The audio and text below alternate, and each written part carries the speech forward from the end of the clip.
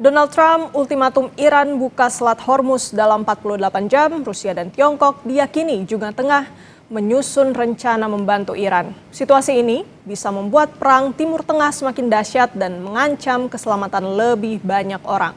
Apakah dalam 1 atau 2 hari ini perang Timur Tengah akan semakin dahsyat ataukah masih ada opsi perang bisa diakhiri dengan syarat-syarat tertentu? Kita ulas bersama dosen ilmu politik Universitas Udayana, Evata Filomeno. Selamat pagi, Pak Evata. Selamat pagi, Mbak Renata. Baik, Pak Evata, kami ingin bertanya, Trump ini sudah ultimatum Iran untuk buka Hormuz dalam 48 jam. Waktunya ini makin sedikit. Menurut Anda, akankah ancaman Trump akan menjadi kenyataan atau hanya gertakan semata? Baik, kita bisa mencoba melihat ya bahwa memang ada pola yang tergambar sangat jelas sekali bahwa sebenarnya Donald Trump di sini memainkan tekanan chaos ya. Dia mengatakan bahwa akan melakukan satu serangan bombardir yang luar biasa, pangkalan-pangkalan, tempat-tempat rudal, bahkan juga infrastruktur sipil juga menjadi target ya. Nah, tapi ini bisa dikatakan menjadi salah satu strategi Amerika untuk menghukum Iran. Itu pandangan dari Amerika Serikat. Mereka mengatakan bahwa mereka harus membuka selat ini dalam waktu secepatnya. Akan tetapi, kalau kita lihat kembali strategi yang dilakukan oleh Iran, ini cukup cerdik sekali. Mereka sudah memiliki pengalaman dalam perang kapal tanker ya, tahun 1987 sampai 88. Di sana bukti nyata bahwa mereka mampu menunjukkan resiliensi yang cukup kuat. Jadi apakah kembali lagi, apakah Donald Trump hanya cuma isapan jempol atau dia cuma bermain-main? Saya kira dia tidak sedang bermain-main, tetapi opsi-opsi yang nanti akan dilaksanakan adalah opsi-opsi satu tekanan yang nanti benar-benar akan membuat Iran dan juga seluruh pihak akhirnya menegosiasikan ulang lagi apa yang sudah terjadi kali ini. Iya, Pak Evata, kita juga melihat bahwa sebenarnya ultimatum ini sudah dikeluarkan oleh Donald Trump berulang kali. Kali ini apakah serangannya akan lebih besar atau seperti apa menurut Pak Evata? Yang pasti pangkalan listrik ya, atau pusat listrik booster itu akan diserang. Terus juga titik-titik di mana arsenal dari Iran itu juga seperti Isfahan ya, yang sudah diserang oleh Israel, dan juga Fordo, serta berapa jembatan-jembatan. Jadi nanti pertama yang akan diserang adalah listrik dulu. Setelah listrik nanti dipadamkan, kita bisa melihat bahwa kondisi politik dan juga kondisi ekonomi Iran yang kian tercekik membuat mereka akhirnya mengalami satu kondisi yang cukup tertekan. Nah, apabila ini diserang lagi, maka tekanan ini akhirnya menjadi maksimal. Nah, selanjutnya nanti akan ada jembatan-jembatan penghubung sipil dan juga penghubung militer. Nah, ketika ini nanti dihancurkan, maka Donald Trump mengatakan power plan day, dan yang kedua adalah Bridge Day. Jadi keduanya ini akan tidak berjalan beriringan tetapi nanti akan bertahap. Jadi Donald Trump sekarang berupaya semaksimal mungkin untuk menang secara politik begitu. Karena dia merasa bahwa perang ini ada perpanjangan tanah politik. Jadi dia merasa bahwa semua ejekan yang ada dan sudah diberikan kepadanya harus memberikan dampak produktif lagi untuk Donald Trump. Maka ini merupakan kesempatan Donald Trump untuk menunjukkan kredibilitasnya kepada dunia. Itu yang dipikirkan oleh Donald Trump dan juga disupport oleh Israel yang kian menyerang secara decisif ya, dan juga makin lama akhirnya makin masuk ke dalam titik-titik utama dari IRGC itu sendiri. Tapi begini Pak Evata, kita tahu juga Iran sebenarnya sudah merespons tidak akan tinggal diam. Menurut Pak Evata, serangan balik yang akan dilakukan Iran ini melihat Donald Trump yang mengancam sedemikian rupa, apakah serangan dari Iran ini bisa untuk mengcounter dari Amerika Serikat ini menurut Pak Evata? Ya, jadi titik tekannya yang dibawa oleh Iran ini cukup cerdas. Jadi Iran ini awalnya memang ketika kita lihat secara kekuatan ya, kekuatan militer, kita tahu bahwa udara itu dimiliki oleh Israel dan Amerika. Pasukan darat ini kita lagi menunggu apakah nanti opsi darat ini akan dilancarkan, tapi Amerika bilang tidak. Nah, kalau di laut dan juga strategi serangan retaliasi dari Iran dan juga upaya mereka untuk mengontrol Hormuz, inilah titik yang membuat semua negara akhirnya berhati-hati begitu untuk melakukan eskalasi jenis apapun. Makanya Rusia dan Cina juga akhirnya mengatakan bahwa mereka harus menegosiasikan hal ini dan menyampaikan kepada negara Teluk juga agar jangan sampai ini terjadi eskalasi akhirnya merugikan semua pihak. Dan yang paling menarik adalah Houthi ya, dengan pegangan mereka di Selat El-Mandeb, Bab El-Mandeb, ini tanda bahwa ada dua titik yang ditekan oleh Iran. Nah, kalau satu titik dibuka, misalkan Hormuz dibuka, Bab el Mandeb tutup, sama juga Israel nanti rugi gitu. Jadi semua titik akhirnya terkunci. Inilah yang cukup menarik dimainkan oleh Iran ya, bahwa mereka tidak takut sama sekali dan silahkan saja mereka menyerang atau membunuh. Mereka ini seperti ular hydra ya. Jadi kepala dipotong tumbuh lagi, kepala dipotong tumbuh lagi. Jadi mereka tidak takut dalam atrisi perang asimetris hari ini. Itu yang saya lihat. Sudah ada respons juga dari Iran, tapi yang kita tahu kan sebenarnya juga jalur perundingan ini sepertinya masih juga jalan begitu ya dari Iran dan US. Nampaknya masih ada negosiasi begitu. Nah ini seberapa seberapa tinggi harapan untuk akhirnya diplomasi itu bisa berjalan lancar dan tidak ada eskalasi yang semakin meningkat, Pak Fatah? Ya, pertama, negara-negara seperti Cina dan juga Rusia ini memainkan strategi axis of evasion. Jadi mereka itu menang perang tanpa mengeluarkan pasukan sedikit pun atau darah yang tumpah gitu. Mereka memainkan satu upaya untuk mendukung Iran, memberikan diplomasi, memberikan tekanan ya secara internasional. Mereka mensupport intelijen, mereka mensupport satelit-satelit mereka dan lain sebagainya lah. Tetapi kita bisa melihat bahwa kondisinya negara-negara tersebut belum menunjukkan satu tekanan yang benar-benar nanti akan mengubah situasi. Karena apa? Apa yang sekarang dialami oleh Amerika Serikat dianggap sebagai titik yang cukup memalukan. Jadi mereka tetap akan melakukan satu agresivitas yang benar-benar maksimal untuk menunjukkan bahwa saya tidak bermain-main begitu. Itu yang diharapkan oleh Amerika Serikat. Tetapi kalau nanti titiknya akhirnya cukup merugikan secara ekonomi, dan Amerika mulai kehabisan darah dalam perang kali ini secara politik ya, karena keinginan Donald Trump ini adalah menang secara politik dan perang ini adalah perpanjangan dari politik, itu yang sedang dituju gitu. Maka nanti kemungkinan akan ada 10 resolusi yang disetujui oleh kedua belah pihak, baik dari Iran dan juga dari kan Iran mengajukan 15. Nah mungkin Amerika nanti Iran mengajukan 5 ya, Amerika mengajukan 15. Nanti depannya kita akan melihat mungkin ada 10 poin yang akhirnya bisa didiskusikan kembali dan mungkin bukan deeskalasi tetapi gencatan senjata. Jadi Amerika Serikat mengatakan bahwa kami ingin gencatan senjata, tapi caranya bagaimana? Nah Israel ini kan dia membunuh semua pimpinan-pimpinan politik yang akhirnya menyebabkan diplomasi ini tidak berjalan begitu. Karena kan sekarang kondisinya IRGC ini kan berupaya semaksimal mungkin untuk bertahan dan memberikan tekanan secara maksimal juga. Mereka mengatakan bahwa mereka sudah dihianati berkali-kali. Jadi makin sulit karena fakta antara yang disampaikan secara publik ya dengan fakta yang terjadi di lapangan ini malah berbeda tekanannya. Demikian. Baik, Pak Fatah, juga Anda menarik membahas bagaimana Tiongkok dan juga Rusia ini juga mulai bergerak ya dalam perundingan mengenai konflik di Timur Tengah ini. Menurut Anda seberapa efektif nantinya yang akan dilakukan baik Rusia dan juga Tiongkok untuk bisa setidaknya mendorong adanya proses deeskalasi di antara Iran dan juga Amerika Serikat, Pak? Ya, pertama bahwa kita tahu bahwa kondisi Rusia juga sangat sulit hari ini melawan Ukraina. Ukraina akhirnya menusuk ya berapa titik-titik dan ini cukup berbahaya. Dan kita juga bisa melihat bahwa sebenarnya perang asimetris ini tidak dikuasai oleh banyak negara. Tetapi saat ini Ukraina malah membantu negara-negara Teluk. Nah ini akhirnya membuat bahwa perang ini bisa menjadi panjang. Nah kemungkinan Rusia dalam posisi kali ini hanya menawarkan opsi-opsi perdamaian. Dan juga nanti dia akan menyampaikan kepada dunia bahwa tekanan yang dilakukan adalah tekanan untuk kebaikan dunia. Ya, tetapi mereka belum menunjukkan satu upaya khusus untuk melakukan operasi militer. Apabila Amerika Serikat masih menggunakan strategi superioritas udara, darat atau laut. Selama itu masih berada pada posisi yang cukup prima dan perang ini adalah perang militer ke militer, politik ke politik, itu masih bisa diterima. Tetapi kalau nanti ke depan Amerika rencana menggunakan nuklir, nah ini dunia akhirnya bangkit ya dan akhirnya mereka mengatakan bahwa oh ini tidak main-main dan ini harus segera dihentikan.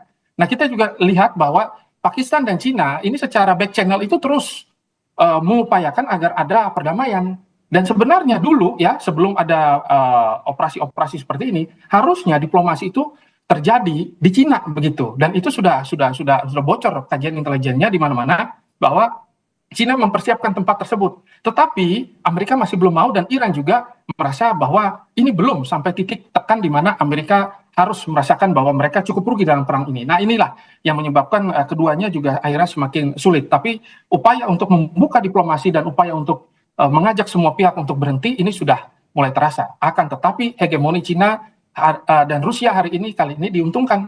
Rusia unggul secara ekonomi, ya.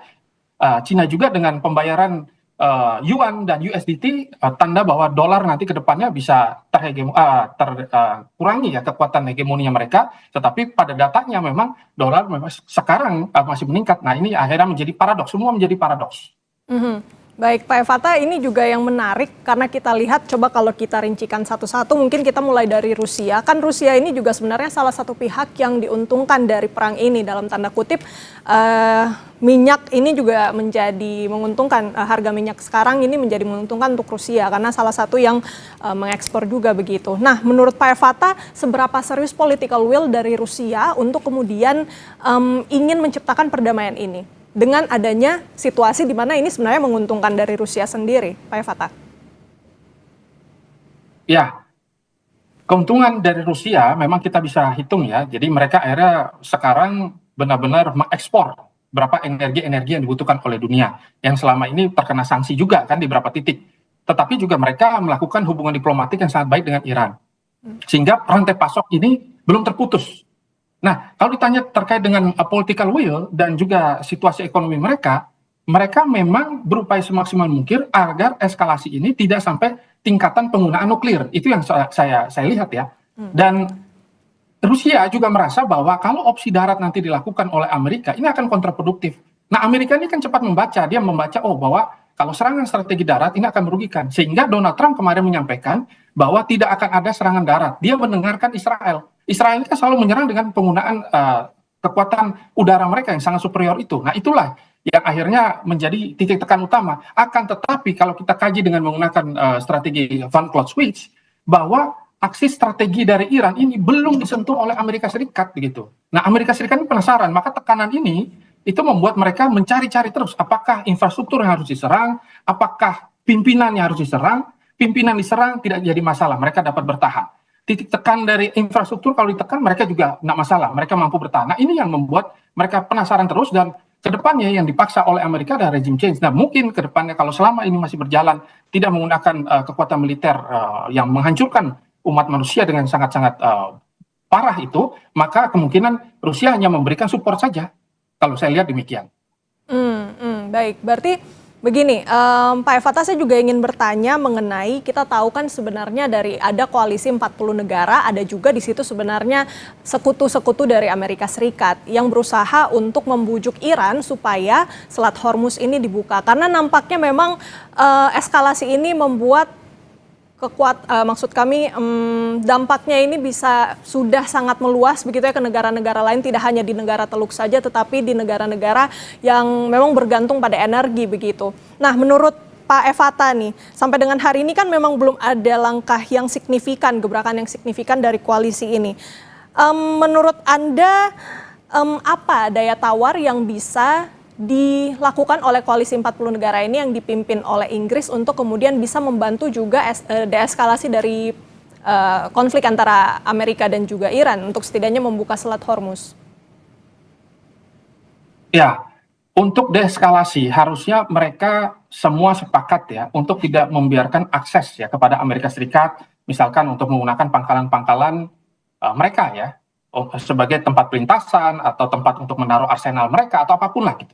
Nah, kalau niat itu terlihat kan enak, tapi pada kenyataannya justru yang memaksa diplomasi ini nanti ke depannya harus terjadi adalah Iran itu sendiri. Iran yang memegang kontrol tersebut, maka Iran nanti akan memaksa seluruh negara, termasuk kita bisa melihat bahwa Hormuz tadi sudah dipegang, El Mandeb juga rencana nanti akan dipegang, terus ada berapa titik-titik ya, pusat-pusat teknologi yang investasi S&P dari Amerika itu gila-gilaan ya.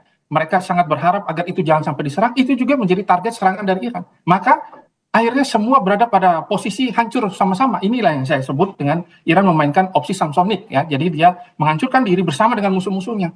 Nah, maka negara-negara Teluk nanti ke depannya masih mencoba semaksimal mungkin untuk menyampaikan kepada Dewan Keamanan PBB bahwa mereka berupaya untuk melindungi diri sendiri. Akan tetapi kalau sampai itu terjadi, yang terjadi malah eskalasi. Maka harusnya negara-negara Teluk ya, termasuk Pakistan yang cukup dekat dan dipercaya oleh Iran, ini mulai membicarakan dan mendiskusikan hal tersebut. Harusnya hal tersebut sudah dan proposal-proposal tersebut harusnya sudah mulai dibicarakan dan juga mulai ada balasan-balasan yang muncul. Tetapi sampai hari ini memang belum ada. Tekanan dari Donald Trump meningkat, ya, malah dia memainkan diplomasi Armageddon. Rubio bilang lain, ya Hegseth bilang lain, Donald Trump bilang lain. Jadi tujuannya tidak clear begitu. Apa yang dimau? Kalau Iran hanya satu aja, hargai mereka, ganti rugi, selesai begitu. Tetapi Amerika Serikat tidak mau. Amerika Serikat merasa bahwa kalau itu dilakukan, berarti mereka sudah sedari awal melakukan kejahatan kriminal. Itu yang ditakutkan oleh Amerika. Maka tekanannya makin dinaikkan, semua akhirnya deadlock. Pak Fatah, saya masih ingin bertanya mengenai peluang bagaimana kemudian negara-negara sekutu yang setidaknya dekat dengan Amerika Serikat ini bisa membujuk Trump ini. Tapi kita jeda sejenak, tetap di Breaking News Kompas TV.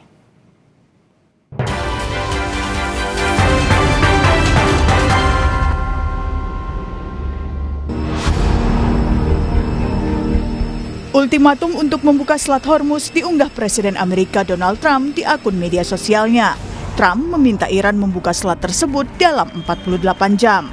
Kami kutip dari Reuters, di akun thread sosial Presiden Amerika Donald Trump menulis, "Ingat ketika saya memberi Iran 10 hari untuk membuat kesepakatan atau membuka Selat Hormuz. Waktu hampir habis, 48 jam sebelum semua neraka akan menimpa mereka. Maha Suci Tuhan." Sejak serangan Israel ke Iran pada akhir Februari lalu, Selat Hormuz ditutup Iran untuk Amerika dan negara sekutunya. Sementara selat itu merupakan jalur utama kapal tanker pembawa minyak mentah dari negara Teluk ke pasar internasional. Sementara Garda Revolusi Iran memperingatkan Amerika dan Israel, jika terus meningkatkan serangan ke Iran untuk membuka Selat Hormuz, maka Iran tak segan akan menyerang sistem peluncur roket Amerika di Kuwait, rudal Patriot di Bahrain, dan perusahaan teknologi kecerdasan buatan Amerika di Uni Emirat Arab. Bahkan kini dalam gelombang serangan ke-95 operasi Janji Sejati 4, Iran telah serang beberapa distrik di Israel secara terus-menerus, seperti di Tel Aviv, Ramat Gan, Bnei Brak, dan Kiryat Shmona. ادامه آتشبارهای هایمارس ارتش تروریستی آمریکا در جزیره بوبیان کویت، سامانه پاتریوت آمریکایی در شمال بحرین، محل تجمع شلیک کنندگان موشک‌های آمریکایی، محل تجمع فرماندهان ارشد و مربیان ارتش تروریست آمریکا در امارات و شرکت فناوری هوش مصنوعی اوراکل آمریکایی در امارات بخشی از اهداف شاخص این حملات بودند. فراموش نکنید که در صورت گسترش شرارت کل منطقه به جهنمی برایتان تبدیل خواهد شد. Perang Amerika-Israel melawan Iran belum juga mereda hingga pekan ke-6. Akibat perang, utamanya penutupan Selat Hormuz, begitu berdampak pada ekonomi global dan krisis energi di sejumlah negara. Sekutu Iran seperti Rusia dan Tiongkok mendorong perdamaian, menarik konflik diselesaikan di meja perundingan. Juru bicara Kremlin menyebut Presiden Putin bahkan telah berbicara dengan pemimpin negara Teluk. В своей серии международных телефонных разговоров с главами государств Персидского залива, арабского мира. И президент продолжает эти контакты. И в случае, если каким-то образом наши услуги будут востребованы, мы, конечно же, готовы внести свой посильный вклад в то, чтобы ситуация с боевыми действиями как можно раньше перешла в мирное русло. Terkait upaya perdamaian, Iran telah menyiapkan tanggapan terhadap proposal yang disampaikan mediator untuk mengupayakan gencatan senjata.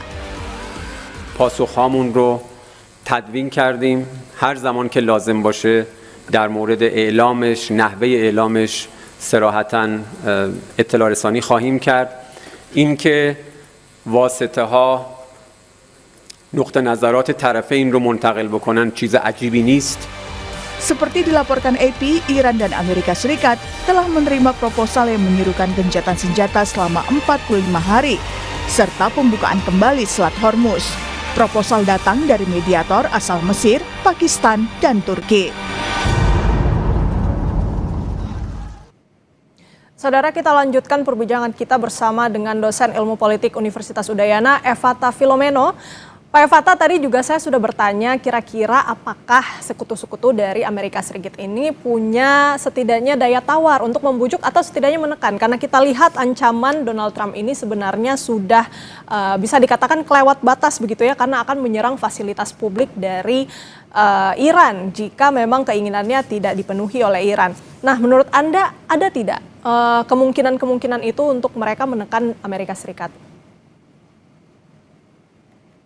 Ya, untuk menekan Amerika Serikat dengan kondisi bahwa mereka berperang itu adalah bagian dari keuntungan ekonomi, ya, dan juga dalam setiap peperangan yang mereka lalui adalah pembelajaran berharga untuk mereka, sehingga sekarang mereka mengubah doktrin perang mereka yang awalnya itu menggunakan superioritas dengan biaya perang yang sangat mahal. Mereka mengubah itu semua menjadi biaya yang cukup murah ya. Mereka belajar apa itu asimetris ya, dan mereka menggunakan drone Lucas hari ini gitu, mengcopy apa yang dilakukan oleh Iran juga gitu. Nah, tetapi kalau ditanya bagaimana cara untuk melakukan diplomasi dan negosiasi, Israel dulu yang harus diajak bicara nih. Karena posisinya Israel yang benar-benar saat ini tidak ingin ada diplomasi sama sekali, dan Amerika ini kan mengikuti apa yang bukan diperintahkan ya, tetapi apa yang menjadi kehendak ya utama dari Israel itu sendiri gitu. Maka Amerika ini seperti gunung ya, dan Israel inilah yang sebenarnya melakukan serangan-serangan terus. Dan tekanan-tekanan yang dilakukan oleh Amerika, sebenarnya ada tekanan-tekanan yang didorong oleh negara-negara teluk gitu. Jadi negara-negara teluk ini tidak berada pada posisi netral. Jadi kalau misalkan tadi Rusia mengatakan bahwa oh ya, kita sudah berbicara dengan negara teluk yang mana kan begitu. Tidak semua negara teluk justru mendukung begitu untuk menghentikan perang. Meskipun mereka menjadi serangan retaliasi dari orang Iran gitu. Maka saya melihat bahwa ada titik-titik yang cukup sangat-sangat makin mencekik di sini. Nah, tetapi siapa yang bisa menghentikan Amerika ya, ataupun dalam perang hari ini adalah kehancuran ekonomi ya dunia gitu. Market collapse, kalau terjadi market collapse, semua akhirnya merugi, ya di sanalah mungkin Amerika akan kembali ya merasa bahwa mereka menyampaikan kemenangan dan mereka mungkin akan mundur. Tetapi betulkah itu menyelesaikan masalah? Tidak gitu. Karena apa? Seluruh teater yang dan biaya yang dikeluarkan oleh Amerika ini membuat mereka tidak bisa mundur begitu saja. Mereka butuh beautiful exit yang benar-benar ini harus saya sampaikan kepada dunia bahwa kami menang gitu. Nah, terus dengan strategi seperti itu, maka diplomasi dan juga intelijen yang bergerak selama ini gitu secara back channel, maka ada bocor informasi proposal Charlie namanya yang sudah diinisiasi oleh negara-negara tertentu ya, terutama Cina, untuk menghentikan, dan dalam 45 hari itu harusnya sudah ada titik temu. Ini yang sebenarnya masih diupayakan, dan siapa yang bisa menghentikan? Hanya eskalasi militer dari pemilik hak veto yang lainnya, antara mungkin si Rusia ya ataupun Cina dengan kekuatan militer. Tapi kalau diplomasi saja tidak akan ada yang mau mendengarkan itu. Demikian. Jadi menurut Anda Pak Fata, memang yang paling possible untuk kemudian menurunkan tensi itu sebenarnya dari Rusia dan China dengan hak vetonya, Pak? Ya, hak vetonya, tetapi itu kan kembali lagi apakah Amerika mau mendengar hal itu? Kan tidak ada ya, tidak ada fungsinya lagi kalau kita lihat hari ini PBB ya. Mungkin kalau di beberapa titik-titik wilayah negara-negara yang tidak superior ya baru PBB di sana berfungsi. Tapi kalau ketika membahas 5 negara tersebut, ya, tidak ada satupun yang mampu untuk menghentikan hal tersebut. Hanya status quo dan kondisi ekonomi yang mencekiklah akhirnya membuat mereka kembali memahami bahwa situasi politik ini akhirnya merugikan. Nah, maka kita bisa melihat bahwa syarat-syarat yang diberikan haruslah bisa diterima kedua belah pihak, dan mereka intinya adalah ingin Iran menyerah tanpa syarat gitu. Kalau Iran menyerah tanpa syarat, sudah Amerika selesai gitu. Tapi Amerika juga merasa bahwa mereka harus mendapatkan keuntungan dari perang ini. Apa keuntungannya? Mereka ingin mengkooptasi minyak, dan juga mereka ingin menjual itu dengan cara ya sesuai dengan apa yang mereka harapkan, dan juga hegemoni dari IRGC itu sendiri akhirnya hilang. Regime change yang mereka harapkan, begitu. Pak Fata, tadi menarik juga Anda sebutkan PBB. Tapi kalau yang kita lihat sebenarnya PBB ini merupakan salah satu channel diplomasi yang sebenarnya belum terlihat taringnya sampai dengan saat ini. Menurut Anda sebenarnya apa yang bisa setidaknya dicoba oleh PBB untuk setidaknya meredakan tensi ini? Karena sampai sekarang kita belum melihat yang signifikan begitu ya, Pak? Iya, nah ini makanya Donald Trump, meskipun kita katakan bahwa yang bersangkutan itu ya dalam teori itu membaca Donald Trump itu kan seperti orang gila ya, madman teori itu. Kita harus pakai itu untuk membaca. Jadi Donald Trump ini sudah membaca skenario tahun 2026. dia keluar ya dari seluruh fakta-fakta pertahanan jenis apapun, dia ejek NATO, dia katakan ini lemah, dia katakan itu lemah, dia menyalahkan semua pihak begitu. Untuk apa? Untuk nantinya mereka bergerak secara leluasa begitu. Kan kita mengatakan bahwa mereka secara arogansi memang sangat-sangat tinggi sekali gitu, egosentrisnya segala macam. Tetapi di balik itu kalau kita baca strategi, ada strateginya. Mereka keluar dari itu semua untuk bebas melakukan apa saja. Nah, ketika ada tekanan-tekanan internasional, hanya tekanan militer yang bisa menghentikan. Kalau tekanan diplomatik, Donald Trump juga memainkan itu terus-menerus. Dan dia merasa bahwa dialah orang yang harus mendapatkan Nobel Prize gitu. Tapi kali ini, Nobel Prize sudah dikubur, intinya dia mau menang perang gimana pun caranya. Dan termasuk dengan cara penggunaan opsi-opsi yang seharusnya tidak dilakukan nanti ke depannya. Nah, itulah yang kalau saya lihat ya, bahwa posisi PBB akhirnya tidak memiliki bargaining yang cukup kuat. Karena apa? Mereka mengatakan bahwa selama ini mereka yang mensupport PBB, mereka yang memberikan dana yang sangat besar, negara-negara lain tidak, dan mereka tinggal menyalahkan semua pihak, dan akhirnya dengan mereka sudah keluar dari bentuk-bentuk kerjasama strategis dan diplomasi apapun, mereka akhirnya memenangkan ya situasi ini dengan cara bertindak dengan bebas. Demikian. Pak Efata tadi juga menarik, Anda sempat menyebut kalau Iran ini, maksud kami Amerika Serikat ini melihat kalau Iran tidak menyerah maka akan terus menyerang begitu ya. Nah, seperti ini kan kita lihat Amerika Serikat ini adalah negara adidaya yang punya banyak sumber dana untuk membiayai perang. Sementara dari segi kualitas militer, kemudian pendanaan militer ini memang nampaknya yang unggul Amerika Serikat. Tetapi dari segi kecerdikan, dari strategi perang memang kita tidak bisa pungkiri Iran juga punya ini. Nah, kalau Anda melihat ini, Pak Efata, setujukah kalau misalnya kita lihat ya perang ini nggak melulu soal kekuatan militer, tetapi bagaimana strategi kecerdikan dari Iran sendiri? Apakah ini menjadi salah satu poin yang kemudian membuat Iran itu menjadi unggul bila dipasang hadap-hadapan dengan Amerika Serikat? Ya, jadi superioritas dan juga hegemoni yang biasa dimainkan oleh Amerika Serikat kali ini diuji begitu, bahwa mereka biasanya menekankan pada deterensi ya. Jadi suatu serangan, decapitation, terus selesai begitu. Negara dengan sistem militer yang piramida, lumpuh, ya, ketika pemimpin utamanya dicabut dan lain sebagainya, selesai ya. Semua akan mengikuti apa yang menjadi kehendak mereka. Tapi Iran ini kan sudah belajar cukup lama ya, dalam perang tanker dan juga dalam perang 12 hari. Mereka tahu bahwa mereka bisa menjadi target utama. Superioritas Amerika kita tidak bisa ragukan. Mereka punya intelijen yang sangat kuat, yang dibantu oleh Israel ya. Mereka berada di atas angin, tetapi political will dan juga semangat untuk melawan balik dan juga strategi cara mereka bertahan ya, terutama Iran ini yang menjadi pelajaran berharga ya, yang sekarang kita lihat bahwa mereka mampu memperpanjang perang dan mampu membawa kepentingan mereka sampai titik cekik yang membuat Amerika akhirnya bingung mau memainkan strategi seperti apa nih. Karena kalau dengan cara militer mereka juga sama-sama ragu kalau misalkan melakukan operasi darat kan harusnya sampai 600.000 kalau menurut data ya, karena kalau misalkan hanya 50.000 itu hanya berapa titik-titik saja, paling di wilayah-wilayah garis pantai dari si Iran itu saja. Kalau melakukan operasi secara langsung ya mungkin hanya operasi-operasi komando ya, bukan operasi-operasi pendudukan. Nah ini kan akhirnya membuat mereka juga kembali mengevaluasi apa yang harus mereka lakukan. Maka dari itu kemenangan politik inilah yang mereka harapkan gitu. Maka titik tekan yang mereka lakukan, yang dilakukan oleh Amerika dan juga Israel ini berupaya semaksimal mungkin untuk mendegradasi IRGC. Karena IRGC lah yang akhirnya membuat perang ini menjadi sangat tangguh begitu ya, menjadi sangat sulit untuk ditekuk begitu. Maka saya bisa melihat bahwa ada banyak hal yang akhirnya menjadi perhitungan baru ya dari Amerika Serikat dalam upaya-upaya ini, dan mereka masih mencoba semaksimal mungkin karena titik-titik yang membuat semua berada pada kondisi nadir ya, dan semua infrastruktur energi di dunia memang banyak sekali melintasi dari Selat Hormuz dan beberapa wilayah-wilayah yang ada di Timur Tengah, dan semua terintegrasi. Pak Efata juga yang menarik tadi kan memang kalau pernyataan Trump ini ingin supaya Iran menyatakan menyerah.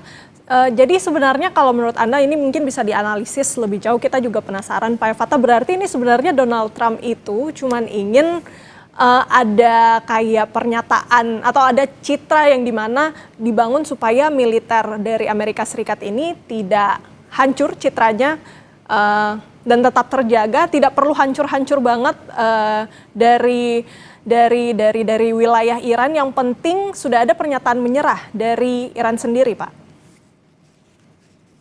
Ya, memang dalam perang 4 minggu ya, masuk ke 5, masuk ke 6 nanti itu, kita bisa melihat bahwa sebenarnya Amerika Serikat itu inginnya itu mengakhiri perang ya di waktu 2 minggu ya, pada saat operasi sejak tanggal 28. Ya, harapannya begitu. 2 minggu terus Iran akhirnya membawa proposal. Ya memang itu sudah terjadi berapa kali. Iran sudah membawa proposal dan bahkan dalam diplomasi tidak langsung bersama dengan Oman ya waktu itu, Iran bersedia kok untuk mengurangi ya aktivitas pengayaan nuklir mereka. Sudah. Tapi kalau rudal kan tidak bisa karena mereka merasa bahwa ini adalah strategi pertahanan mereka. Ini kan menjadi hak mereka. Nah tetapi tekanan ini ternyata akhirnya membuat kita membaca Amerika dengan jauh lebih clear. Amerika memang ingin secara total menguasai ya situasi politik di Iran begitu. Maka mereka mempersiapkan proksi-proksi, mereka mempersiapkan kelompok-kelompok intelijen yang nantinya akan melakukan regime change. Nah, siapa yang terus memegang kendali ini, yang mengatur ritme ini adalah Israel begitu. Israel terus mengendalikan hal tersebut, dia melakukan serangan secara presisi dengan bom pintarnya dan lain sebagainya, melakukan ratusan titik lah, baik di Lebanon ya sampai ke Iran. Untuk apa? Untuk mencegah diplomasi kan begitu. Kalau diplomasi ini terjadi, maka ya sudah akhirnya momentum ini tidak bisa dimanfaatkan. Jadi sekarang kerugian dari Amerika sudah makin besar, akhirnya diplomasi makin lama makin tertutup. Kalau Iran mengatakan setuju mereka kalah secara total, tetapi untuk apa mereka mengatakan kalah? Dalam kondisi hari ini Amerika saja merasa cukup rugi dan Iran merasa mereka masih punya titik tekan yang cukup enak dan diplomasi mereka akhirnya membuat dunia cukup simpati. Nah ini yang akhirnya membuat ternyata seluruh komentar dari dunia ini dibaca oleh Donald Trump juga dan mereka merasa bahwa mereka harus memenangkan dan perang ini harus menjadi bagian daripada hegemoni Amerika lagi, begitu. Jadi gimana caranya dia membalikkan situasi ini dengan cara memanfaatkan perang ini, baik itu secara cepat ataupun lambat, begitu. Terserah mereka merasa bahwa mereka harus menang secara total, begitu. Pak Fatah, yang kami catat berarti menurut Anda memang kerugian Amerika Serikat ini sudah begitu besar, sementara Iran memang untuk titik tekannya masih lumayan enak. Nah, tapi kalau kita lihat channel diplomasi yang ada dari sekutu-sekutunya, dari negara-negara terdekat, nampaknya belum bisa nih menekan Amerika Serikat. Apakah dari domestik sebenarnya yang bisa menekan Trump? Ini yang ingin saya tanyakan, seusai jeda tetap di Breaking News Kompas TV. Saudara, Komando Pusat Amerika Serikat atau CENTCOM Senin waktu setempat merilis video terbaru serangan terhadap target militer Iran. Rekaman memperlihatkan sebuah kendaraan dan berbagai infrastruktur diserang dan meledak. Meski begitu, tanggal dan lokasi pasti video yang dibagikan oleh CENTCOM tidak dapat diverifikasi secara independen. Sebelumnya, Presiden Donald Trump memperpanjang tenggat ultimatum untuk Iran membuka Selat Hormuz. Trump mengancam akan menyerang infrastruktur energi Iran jika tidak tercapai kata sepakat.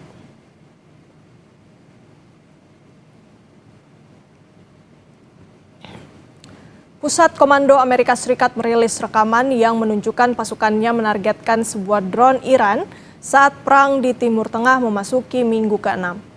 Dalam rekaman terlihat sebuah drone meledak setelah terkena serangan.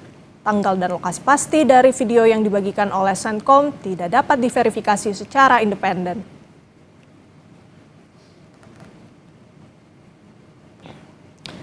Media pemerintah Iran menyebut 5 orang tewas dalam serangan fasilitas di zona ekonomi petrokimia khusus, Mashhar, di barat daya Iran. Militer Israel klaim bertanggung jawab terhadap serangan yang terjadi Sabtu pagi. Perdana Menteri Israel Benjamin Netanyahu bilang akan ada serangan lanjutan karena kawasan tersebut memproduksi, mengekspor bahan peledak, rudal balistik, dan persenjataan tambahan. Serangan Iran menghantam perusahaan kilang minyak Bahrain, Bapco Energies, di Pulau Sitra. Serangan tersebut membakar salah satu fasilitas penyimpanan. Kebakaran kilang minyak Bahrain terjadi pada Minggu waktu setempat. Bapco Energies menyatakan telah berhasil memadamkan api. Sebelumnya Iran juga sempat menyerang kilang minyak Bapco Energies pada 9 Maret lalu.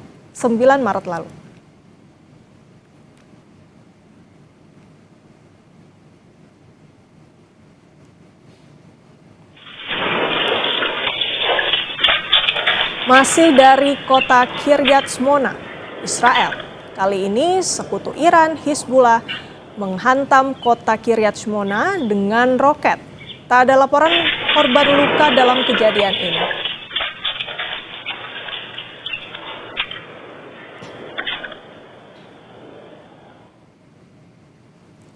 Israel juga merilis serangan sebuah truk yang digunakan sebagai peluncur rudal balistik bergerak di Tabriz, Iran, Sabtu waktu setempat. Serangan itu menggagalkan rencana penembakan rudal ke arah Israel dari Iran Barat. Angkatan Udara Israel terus menyerang kekuatan Iran untuk menangkis tembakan ke arah warga Israel.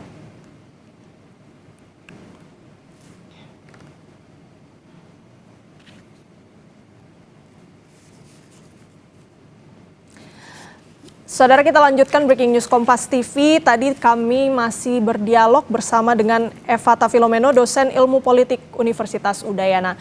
Pak Evata, kita lanjutkan perbincangan. Tadi juga saya sempat sudah menanyakan mengenai kalau channel-channel diplomasi yang sudah dilakukan ini mandek begitu ya. Bagaimana dengan opsi domestik di dalam negeri Amerika Serikat ini? Sebenarnya memang kan sudah terlihat ada penolakan untuk perang ini berlanjut di Iran. Menurut Anda seperti apa yang bisa dilakukan dalam eskalasi di domestik untuk menghentikan niat Amerika Serikat atau maksud kami Presiden Donald Trump? Ya, jadi kita terbuka saja. Memang ada satu strategi. Ketika politik dalam negerimu hancur, maka buatlah kerusuhan di luar begitu. Nah, ini kan dimainkan oleh Donald Trump melihat juga bahwa ini juga sempat terjadi di era kepemimpinannya Vladimir Putin.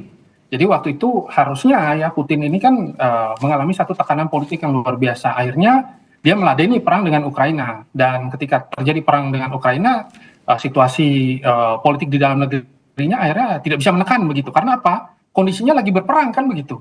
Apakah ya mencabut seorang presiden dalam kondisi ia menjadi panglima tertinggi dan kondisi keamanan Amerika Serikat, dia akan mengatakan begitu ya, kondisi keamanan Amerika, muka Amerika segala macam, dia akan mengatakan bahwa itu ada di pundaknya. Nah kalau tiba-tiba diganti, ya diganti dengan siapa? Apakah nanti langsung ada deeskalasi dan seluruh kepentingan Amerika akan hancur? Ya, tidak mau begitu. Nah maka ini juga sebenarnya dimainkan oleh Netanyahu. Netanyahu meskipun banyak ya yang mendukung mereka di dalam negerinya, tetapi awalnya penolakan ini kan terjadi di seluruh dunia begitu. Maka penolakan ini belum mampu untuk menggoyang Donald Trump secara total, tetapi membuat Donald Trump ragu. Iya, Donald Trump merasa bahwa kalau saya melanjutkan ini, saya kontraproduktif. Akan tetapi Donald Trump merasa bahwa dia memiliki cukup waktu lah untuk meladeni Iran dengan sangat lama begitu. Dan Iran juga mengatakan bahwa oh ya, kalau mau kita lama, ya kita sekalian lama. Dan kita harus terbuka juga bahwa kekacauan itu adalah bagian dari strategi Amerika. Kalau dunia ini kacau, ya dunia ini berada pada kondisi yang kritis, ya kita lihat bahwa mereka itu punya semua cadangan yang ada gitu. Mereka kan sudah menimbun ini ratusan tahun begitu. Jadi kalau terjadi kekacauan, harga minyak naik turun, mereka tinggal buka cadangan.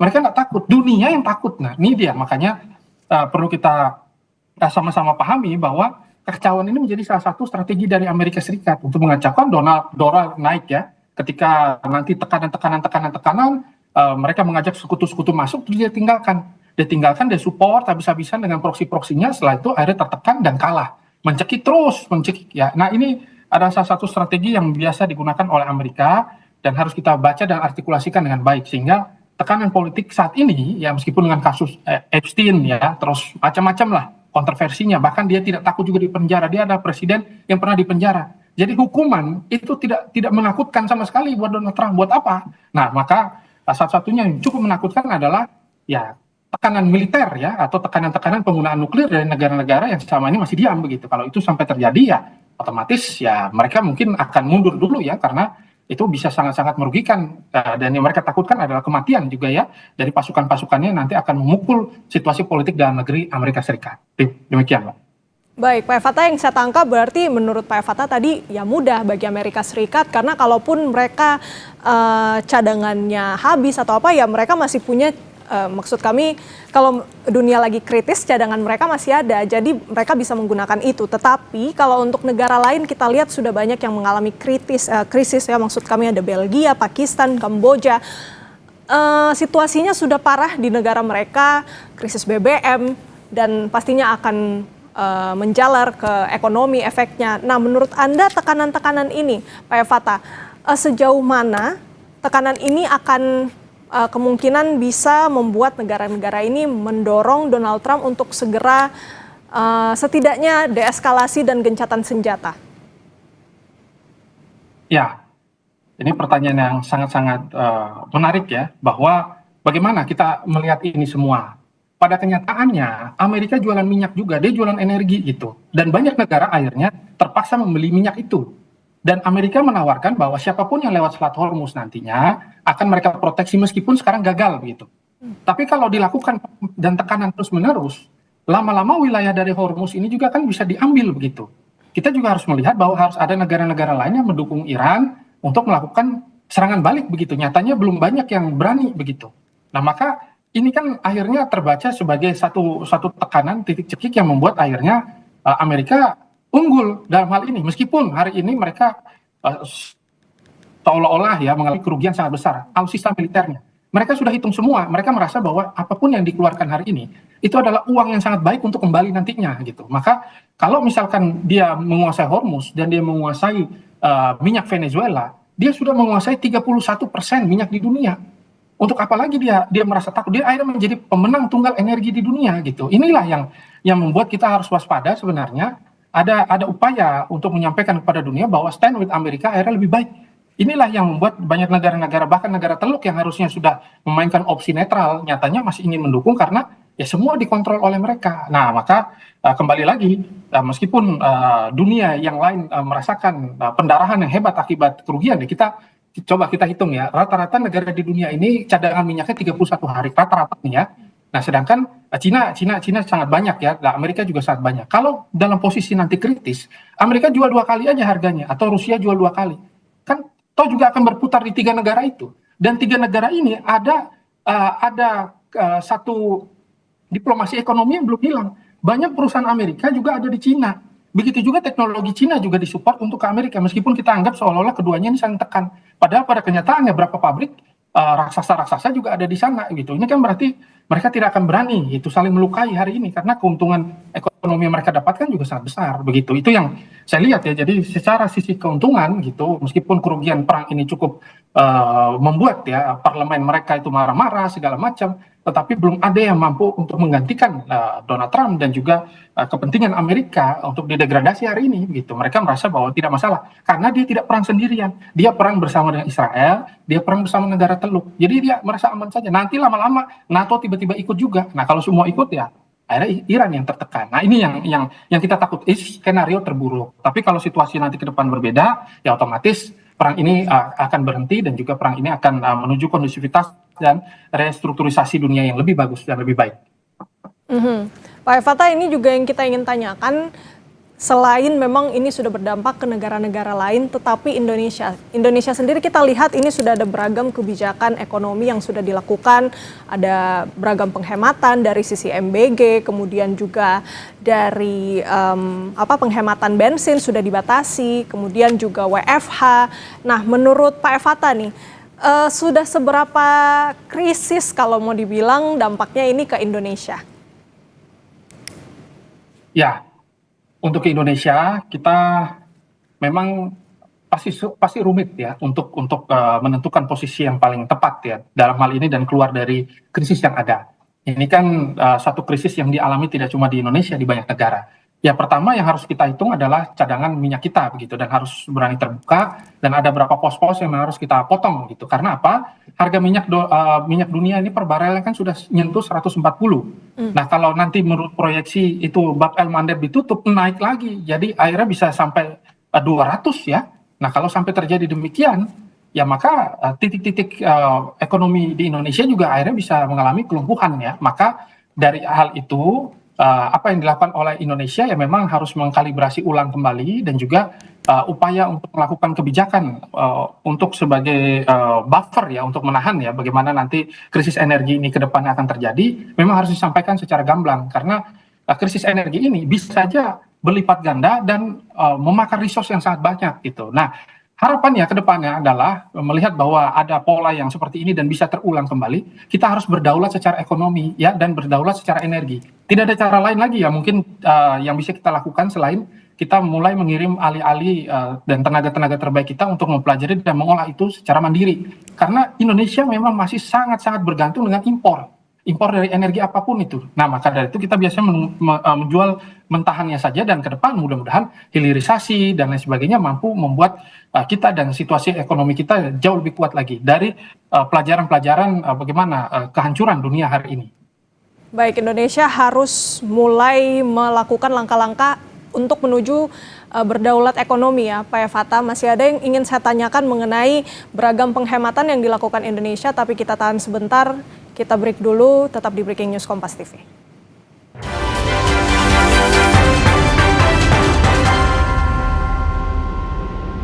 Atau regulasinya sudah ada belum? Ini WNA boleh masuk, tapi tidak duduk dalam manajemen pengambil keputusan. Lugas beradu pendapat. Drifting ini sebetulnya kan melanggar hukum. Pasti ada mafia di baliknya kan? Yang membackingi kalau gitu siapa? Ya ada teman-teman di pemerintah. Perspektif bisnis dan kebijakan. Industri kita kan 200 triliun sekian. Ini dianggap sebagai ancaman atau peluang sebetulnya? Peluang buat siapa ini? Simak Business Talk, Selasa pukul 10 malam di Kompas TV.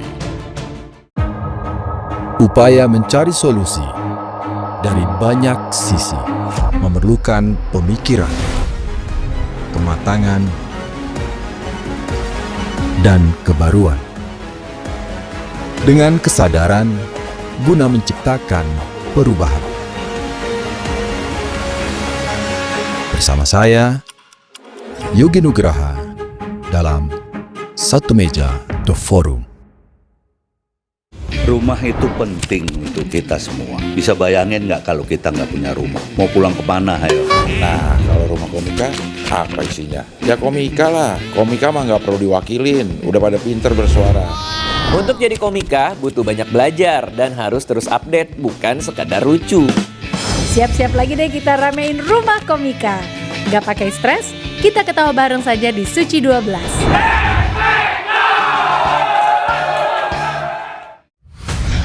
Menyingkap tabir yang menyelimuti realita. Menelusuri sisi gelap peristiwa. Menyibak topeng ketidakadilan yang mengorbankan rakyat. Satu persatu dibongkar dalam Berkas Kompas. Setiap Selasa pukul 11 malam di Kompas TV.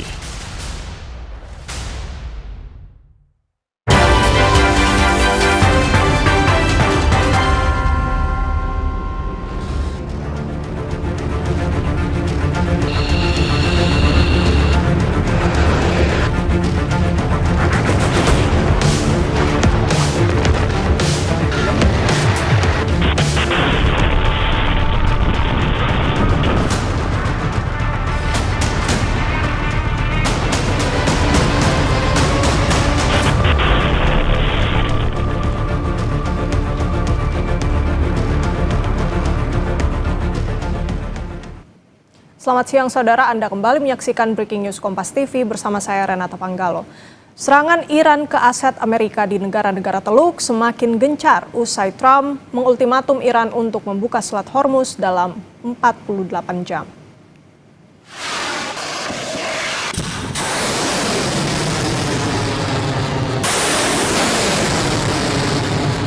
Media Iran, Press TV melaporkan serangan gelombang ke-97. Garda Revolusi Iran mengumumkan dimulainya serangan operasi balasan ke Amerika dan Israel.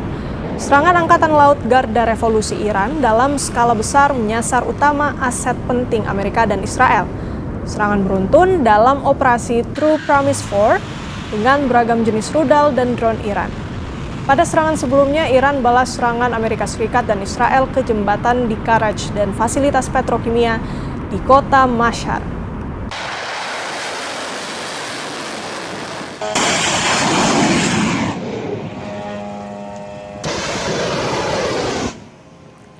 Iran juga merilis rekaman peluncuran drone dengan target pabrik petrokimia di Dimona, Israel, serta pusat komando Angkatan Darat AS di Bubiyan, Kuwait.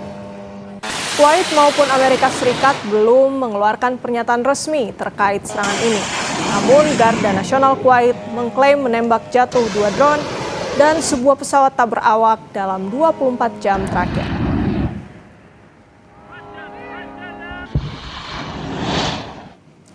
Drone Iran juga menyasar bangunan di kota Haifa, Israel Utara. 4 orang dilaporkan terluka dampak serangan rudal balistik Iran saat menghantam hunian Minggu waktu setempat. Tim penyelamat menyebut 4 orang lainnya masih hilang diduga tertimbun reruntuhan. Militer Israel menyebut rudal itu membawa hulu ledak konvensional dan upaya pencegatan gagal dilakukan.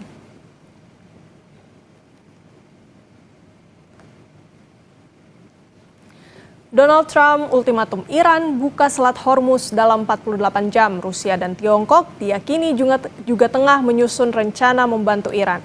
Situasi ini bisa membuat perang Timur Tengah semakin dahsyat dan mengancam keselamatan lebih banyak orang. Lebih lanjut kita berbincang bersama dengan dosen ilmu politik Universitas Udayana, Evata Filomeno. Pak Evata, kita lanjutkan perbincangan kita. Tadi sebelumnya Pak Evata juga sempat menyinggung soal proposal Charlie. Nah, menurut Pak Evata ini memungkinkankah barang ini tuh bisa mengantarkan setidaknya untuk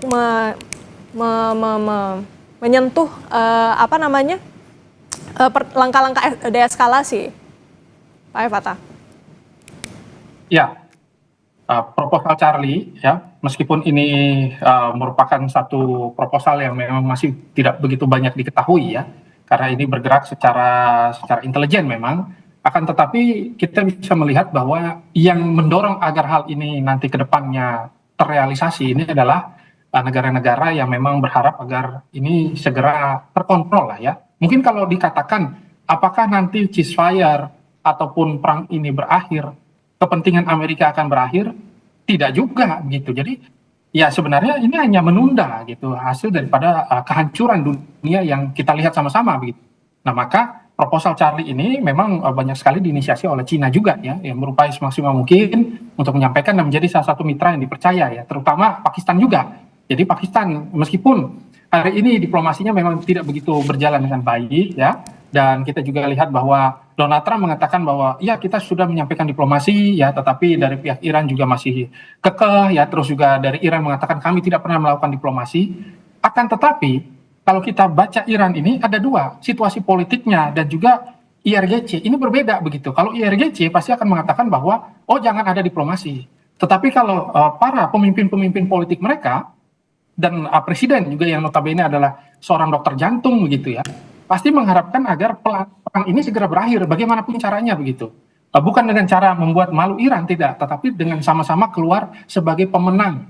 Nah, gimana caranya agar menciptakan satu kampanye kemenangan fiksi yang sama-sama bisa diterima oleh kedua belah negara. Kalau dalam intelijen itu ada namanya opsi kabuki, ya. Jadi opsi kabuki itu satu istilah bahwa nanti akan ada satu serangan yang benar-benar besar, tetapi ke gedung kosong gitu. Nah, nanti gedung kosong itu akan dikampanyekan kepada dunia bahwa oh ya, serangan ini akhirnya membuat perang ini berakhir dan kita cukupkan. Nah, ini seperti yang terjadi di dalam perang 12 hari. Itu sebenarnya ada beberapa titik-titik sudah disepakati oleh Iran dan juga disepakati oleh Amerika untuk sama-sama dihentikan begitu agar nanti perang ini tidak berlanjut. Kalau Amerika ini kan merasa bahwa dia adalah seorang paman, ya. Jadi ketika ada terjadi ribut antara Israel dan juga Iran, di sana dia menghentikan gitu. Tapi kali ini dia ikut-ikut perang. Nah, ini dia yang akhirnya membuat situasinya jadi tidak enak begitu. Awalnya harusnya dia tidak ikut secara total, ya, dia menekan saja secara diplomatik segala macam.